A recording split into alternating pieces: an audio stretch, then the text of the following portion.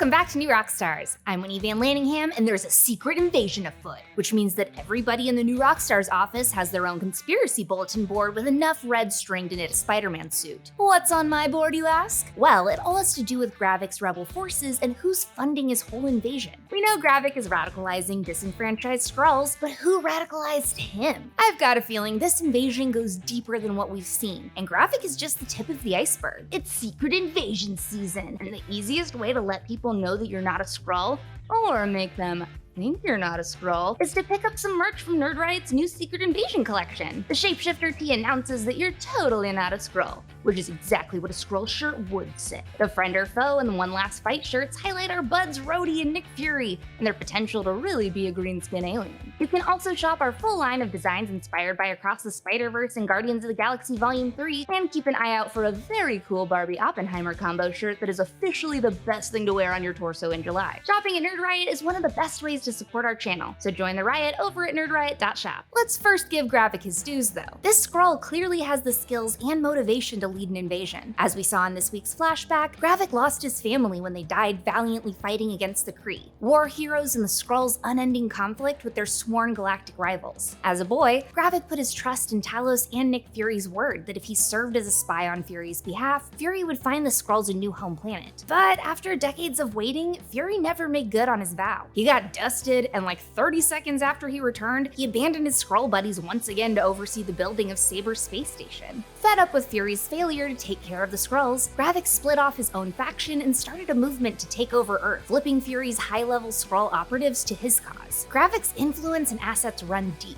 He's got himself a whole refugee camp of Skrulls, and his supporters have ridiculous levels of global influence. Dude has a prime minister and a NATO official in his back pocket. Not to mention he's cruising towards introducing Super Skrulls into the MCU. And this little science project is what got me wondering if Gravik is receiving aid from a benefactor we've yet to see. A benefactor who's eager to turn Terra C-53, aka Earth, into new Skrullos. We've actually already gotten a pretty big clue as to who this could be thanks to Talos stirring a little game Mama Fury calls Tell Me Something I Don't Know. According to Talos, he sent out a signal to the million surviving Skrulls, and nearly all of the wayward shapeshifters made their way to Earth. The Skrulls that didn't come are members of a colony led by bad boy Emperor Dro'ge. Who's Emperor Dro'ge? Well, judging by his name and title, he seems to be a new character made for the MCU, but he's very likely an adaptation of two comic book Skrulls fused into one. A Skrull duckin', if you will. The obvious first character that inspired this Emperor is a character called Dro'ge Fenu-Idu, a minor character that's had a total of 2 comic book appearances. What's notable about Emperor Dro'ge's namesake is that Dro'ge Fenu-Idu isn't nobility or a grand military general. He's a scientist. Dro'ge Fenu-Idu appears in 2007's Secret Invasion event as the Royal Priest of Sciences, aka the Skrulls' head scientist. This Dro'ge's forte is creating clones, but his shining achievement is perfecting a line of indetectable Super Skrulls based on the genetic makeup of Earth's greatest heroes. Dro'ge Fenu-Idu is far from Emperor material, however. He's depicted as a tiny subservient aide rather than a commanding general. This makes me think that the MCU's Emperor Dro'ge likely also draws inspiration from another specific Skrull emperor. Out of all the Skrull royalty from the comics, I'd imagine that Emperor Doric VII is the basis for the MCU's foreshadowed Skrull emperor. In the comics, Doric is responsible for ordering the Skrulls' secret invasion, although he was dead by the time it came to fruition. Doric VII is also notable for being the grandfather of the young Avenger Hulkling, a core team member of a team the MCU has been slowly building towards. So how does the MCU's Emperor Dro'ge factor into Gravik's secret invasion? Well, for starters, he's an emperor and a colonizer. Those are 2 descriptors that lean towards political egotism. The last thing a Skrull emperor would want is complete annihilation at the hands of the Kree. But the second to last thing a Skrull emperor would want is a rival Skrull outpost threatening their legitimacy as monarch. Talos put out an intergalactic call for Skrulls, and we're led to believe that large droves of them ended up on Earth. Those are Skrulls that actively chose Talos over Dro'ge, and while we don't have the hard numbers, the implication of the latest Secret Invasion episode suggests that a majority of the surviving Skrulls came to Earth instead of joining Dro'ge's colony. That's gotta sting if you're Dro'ge. But instead of holding a slapdash Skrull press conference at the Four Seasons Total Landscaping to assert his legitimacy, I think Dro'ge made up a shrewd conspiracy to undermine Talos and turn Planet C-53 into another colony under his rule. Like global superpowers in the real world, all Dro'ge would have to do is find a faction of disaffected Skrulls and help fund their grab for power. So to Dro'ge, Gravik would make for the perfect general to throw a coup. Gravik came from a military upbringing and lost his family to the Skrulls' greatest enemy, the Kree, giving them a common cause to bond over. Gravik also has inside tracks within Fury and Talos' administrations, and reason to shake things up. Presumably, he'd also have access to similar communication tools as Talos, and would have access to a line of communication with Dro'ge's colony. I think it's possible that Dro'ge reached out to Gravik and stoked his anger towards Fury and Talos, kinda like Senator Palpatine and Anakin, although hopefully this time it won't end with Sam Jackson being thrown out a window.